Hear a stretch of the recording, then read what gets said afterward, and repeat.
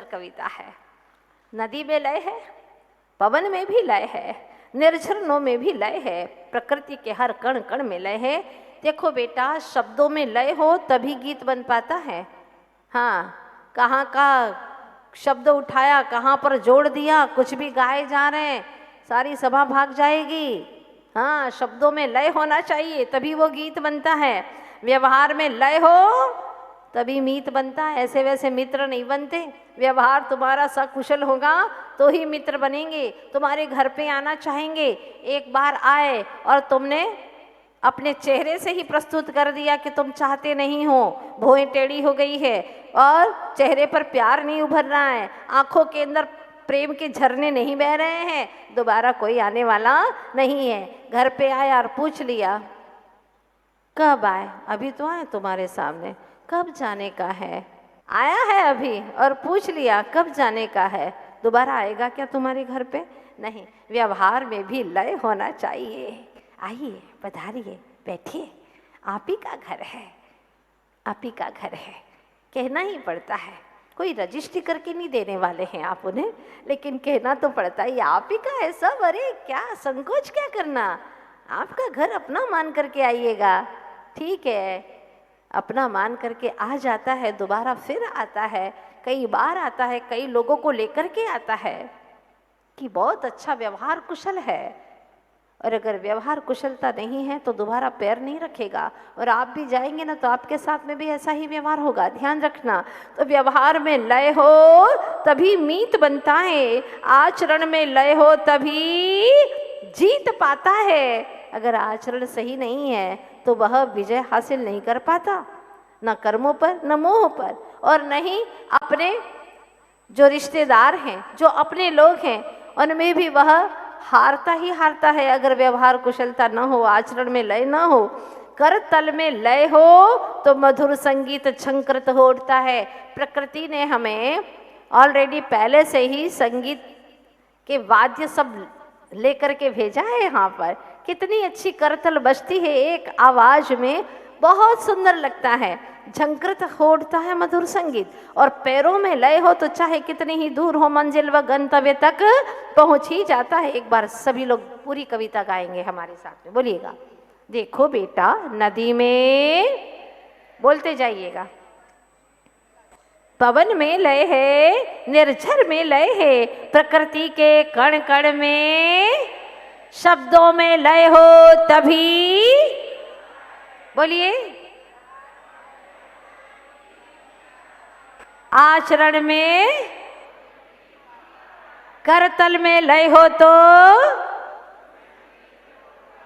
पैरों में लय हो तो पहुंच ही जाता है। आंखें न मूंदो मेरे लाल, सुनो, लय में लालित्य है, लय में, लयबद्ध जीवन में यदि शक्ति पूर्वक हो भक्ति तो दिलाती है अवश्य। लयबद्ध जियो बेटा। प्रातः काल मिला है प्रभु भक्ति के लिए, प्रातः काल से मोबाइल छूना नहीं। हाँ, कोई काम का नहीं है, कोई व्यर्थ के काम है। प्रातः काल से उठते ही मोबाइल देखा है, पूरा दिन भर तुम्हारा ऐसा ही निकलेगा। कितने बुरे बुरे दृश्य आते हैं उसके अंदर। बेटा, प्रातः काल में ये काम नहीं करना। हाँ, प्रातः काल तो प्रभु के नाम पर करना है।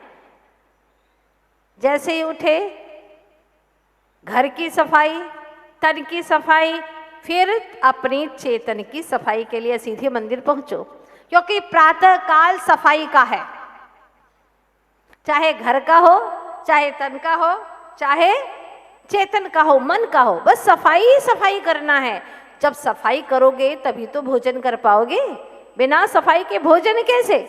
इसलिए प्रातः काल का समय सफाई का है, उसमें कुछ भी कूड़ा कचरा भरना नहीं है। इसलिए प्रातः काल में मोबाइल नहीं, मतलब नहीं।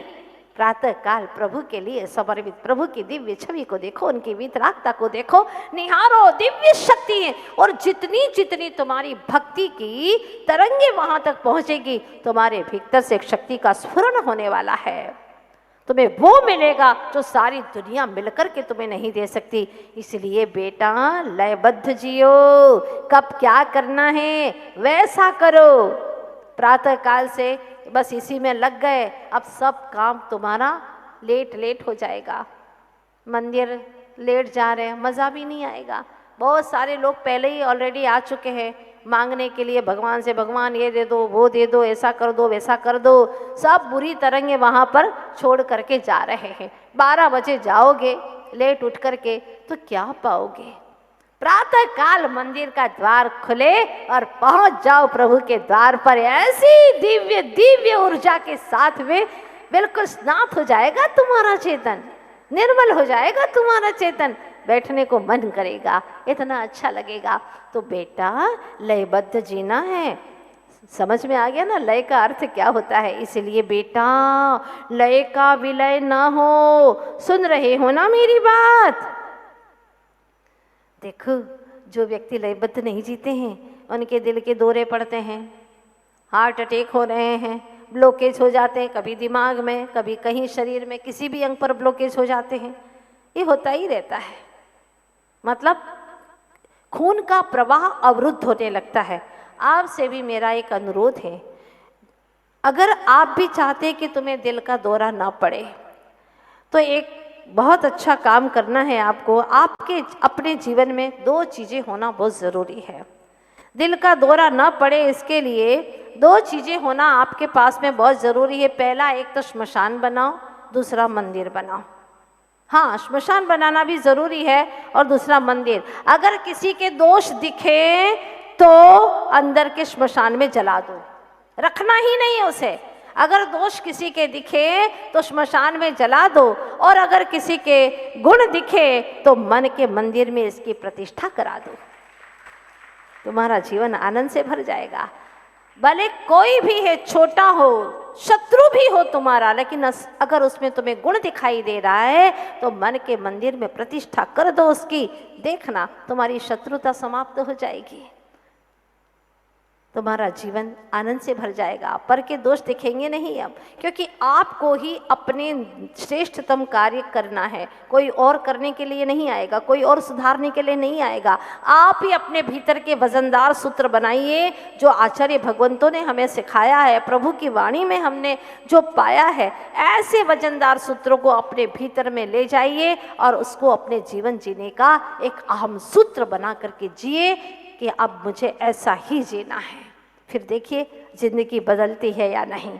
आंखें खोल कर, अभी तक तो आंखें मूंद दी थी विद्याधर ने, आंखें खोल कर स्वीकृति के रूप में सिर हिलाते हुए स्वयं माँ के पैर। कुछ समय पहले कह रहे थे माँ पैर दबा दो ना, अब खुद माँ के पैर दबाने लगे। कितना सुंदर दृश्य है। और भूल हो गई माँ, क्षमा करना प्यारी माँ, और भूल की क्षमा के रूप में 2 बूंद अश्रु बरस पड़े। वाह, गुण दोष का ज्ञान था इन्हें। हाँ, कि क्या गुण है क्या दोष है उन्हें ज्ञात था। मेरे से भूल हो गई माँ, क्षमा करना। अपने बच्चों को क्षमा करना सिखाएं बचपन से ही। हाँ, पहले की माताएं सिखाती थी, उन्हें कान पकड़ करके सिखाती थी, और बच्चे क्षमा की भावना भाषा सीखते थे। आज माताएं न खुद करती हैं न बच्चों को सिखाती हैं, तो बच्चों में ये गुण कैसे आएंगे। माँ ने जैसे ही कहा, विद्या ने कहा भूल हो गई माँ, क्षमा करना प्यारी माँ, और भूल की क्षमा के रूप में 2 बूंद अश्रु बरस पड़े। तब से स्वयं का दुख सहना कर लिया तय, किसी से कुछ नहीं कहना हो गया। सहना है, कहना नहीं। क्या लगता है कर दिया, सहना है, कहना नहीं। आज घर में चौका लगा है, छोटे बच्चों को अंदर आना, कुत्ता बिल्ली आदि को भगाने का काम सौंपा है। किसको? बच्चों को सौंप दिया। कुत्ते बिल्ली आए उनको भगाने का काम, यही काम कर सकते हो। अभी तुम्हारी इतनी हैसियत है ना, यही करो। नहीं तो कई लोगों को बिठा देते ना, मक्खियाँ उड़ाते रहो, है ना। जिसकी जो हैसियत है, और कोई बैठता है उसको कहते हैं कि देखो तुम अच्छे से एक एक ग्रास को शोधन करो फिर दो। तो जिसकी योग्यता के अनुसार था वो काम सौंप दिया। तो अब बच्चों को सौंप दिया है, कुत्ता बिल्ली आदि को भगाने का काम सौंपा है। जो ही शुरू हुआ आहार, खिड़की से छिपकर देख रहे विद्याधर, आहा कितने हैं यह शांत, तभी तो कहलाते हैं यह संत। मुनिराज का आहार हो रहा था घर पे और वो देख रहे कितने शांत है, शांत है, इसीलिए तो इनका नाम संत है। मुझे जो जितना दिया है माने काम निरंतराय हो गया है। आहार दान इतने में ही संतोष है मुझे। श्रावकाचार ग्रंथ में लिखा है दाता के 7 गुण में संतोष भी एक गुण है। छोटे से गिनी में अभी से आ गया। हाँ, नहीं तो बच्चे बहुत धमाल पट्टी करते हैं ऐसे समय पर। हम लोग एक बार मध्य प्रदेश में पहुंचे थे, चातुर्मास चल रहा था और हमारा आहार शुरू ही हुआ था। पहले दिन का उपवास था और दूसरे दिन जैसे ही पढ़ना शुरू हुआ और ऊपर से धमाधम की आवाज़ आने लगी। हमने जैसे ही एक पहला ही ग्रास था, हमने कहा माता जी कच्छ नहीं है, कच्छ नहीं है, कच्छ नहीं है, कुछ तो है, इतनी आवाज़ें आ रही हैं बहुत ज़ोर ज़ोर से।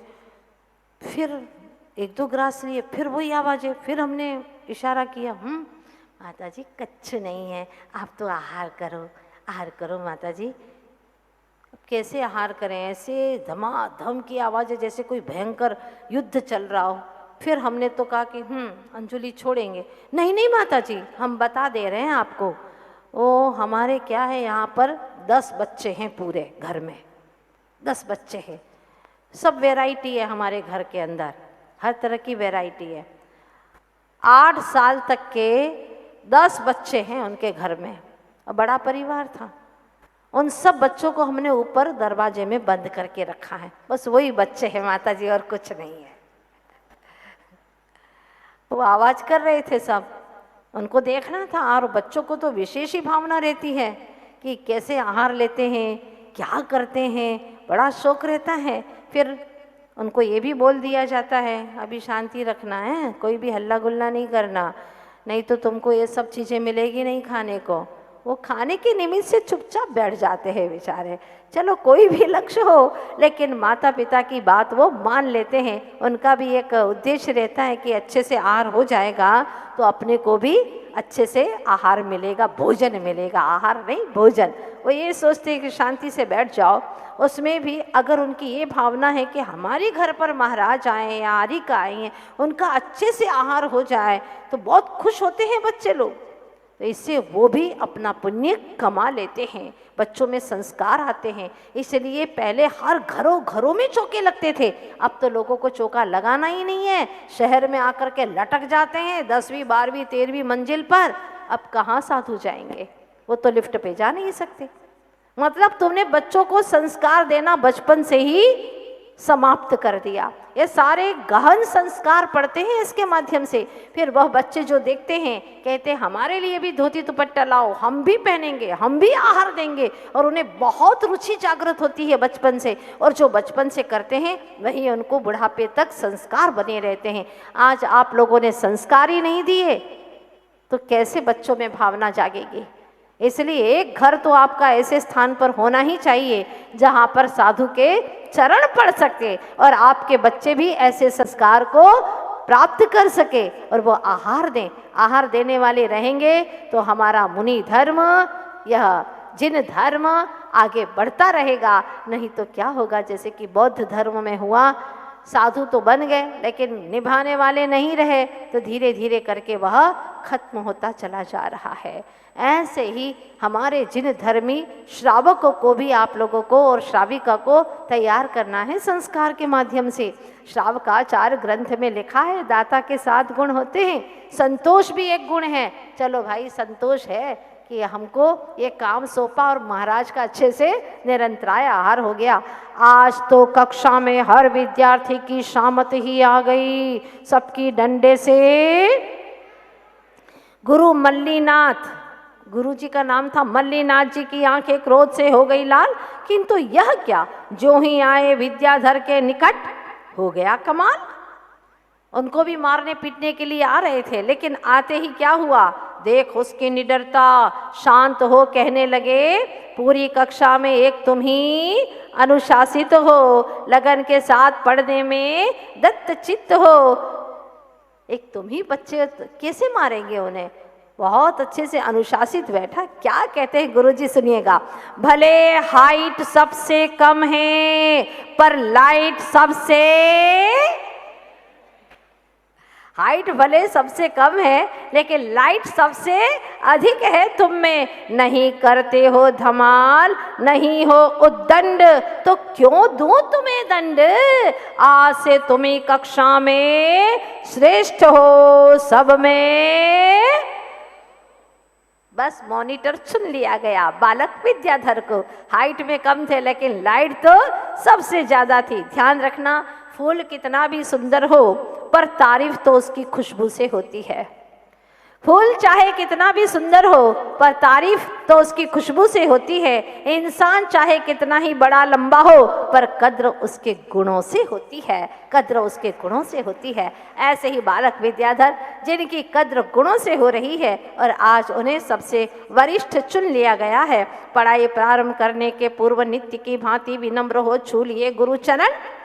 जैसे ही गुरु जी ने कहा तो गुरु के चरण छू लिए, यह कहते हुए कि इसमें मेरा क्या है, आप ही के द्वारा दिए संस्कार है कारण। देखो अहंकार नहीं आया इन्हें, आप ही के द्वारा दिए संस्कार है कारण।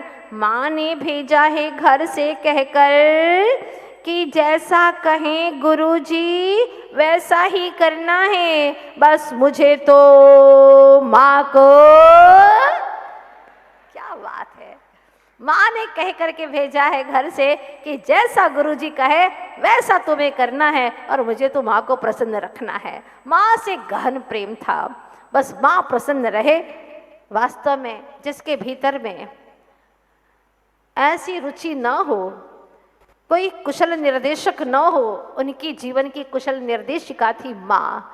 जो कहती वो करके दिखाते थे, चाहे कितना भी कुछ भी हो जीवन में, लेकिन एक कुशल निर्देशक के प्रति समर्पण हो तो व्यक्ति बहुत आगे बढ़ जाता है।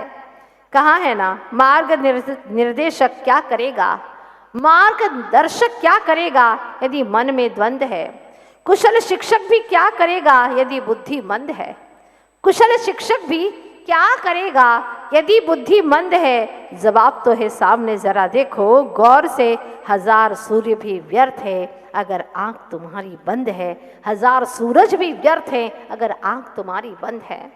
अगर हमारा स्वयं का उपादान जागृत नहीं है तो निमित्त भी क्या करेगा। बस ऐसी स्थिति है। लेकिन बालक विद्याधर जन्मजात अपना गजब का उपादान लेकर के जन्मे हैं।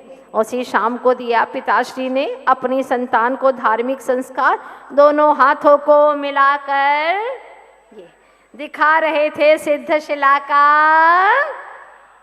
आह्लादित हो मन ही मन कर लिया संकल्प, उठते ही माता पिता के चरण स्पर्श कर सिद्ध शिला का करूंगा नित्य।